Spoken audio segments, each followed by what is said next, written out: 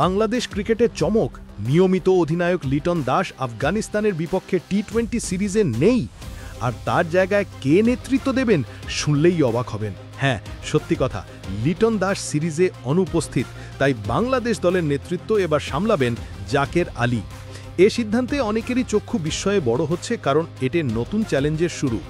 লিটনের ছিটকে যাওয়া একদিকে দলের জন্য দুঃসংবাদ, তবে সৌভাগ্য হল সৌম্য সরকারের জন্য। প্রায় 9 মাস পর তিনি আবার টি-20 দলে ফিরেছেন। শেষবার তিনি খেলেছিলেন 2024 সালের ডিসেম্বরে ওয়েস্ট ইন্ডিজের বিপক্ষে, আর আন্তর্জাতিক ক্রিকেটে খেলেছেন 2025 সালের ফেব্রুয়ারিতে। এখন সুযোগ এসেছে নিজেকে প্রমাণ করার। বাংলাদেশ স্কোয়াডে রয়েছে অভিজ্ঞতা আর তরুণ ক্রিকেটারের সঠিক মিশেল। উইকেট কিপার, ব্যাটার ও অধিনায়ক জাকির আলী। ব্যাটসম্যানরা তনজিদ তামিম, পারভেজ ইমন, সৌম্য সরকার, তৌহিদ হৃদয়। বোলিংয়ে নাসুম আহমেদ, তাসকিন আহমেদ, মুস্তাফিজুর রহমান, শরীফুল ইসলাম। অলরাউন্ডার মোহাম্মদ সাইফুদ্দিন, রিশাদ হোসেন। সিরিজটি অনুষ্ঠিত হবে সংযুক্ত আরব আমিরাতের শারজায়। ম্যাচের তারিখগুলো 2, 3 এবং 5 অক্টোবর।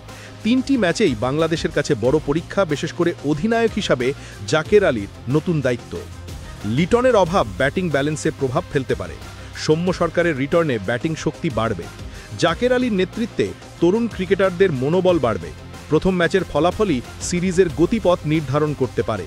সত্যিই এই সিরিজের জন্য বাংলাদেশ দলের সম্ভাবনা এবং চ্যালেঞ্জ উভয়ই সমান।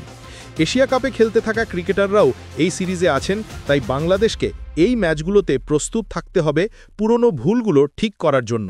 আফগানিস্তান সবসময় শক্ত প্রতিদ্বন্দ্বী, তাই চ্যালেঞ্জের মাত্রা খুবই উঁচু। তাহলে আপনি কি মনে করেন, জাকের আলীর নেতৃত্বে বাংলাদেশ আফগানিস্তানকে হারাতে পারবে, নাকি অভিজ্ঞতার অভাবে চ্যালেঞ্জ কঠিন হয়ে যাবে?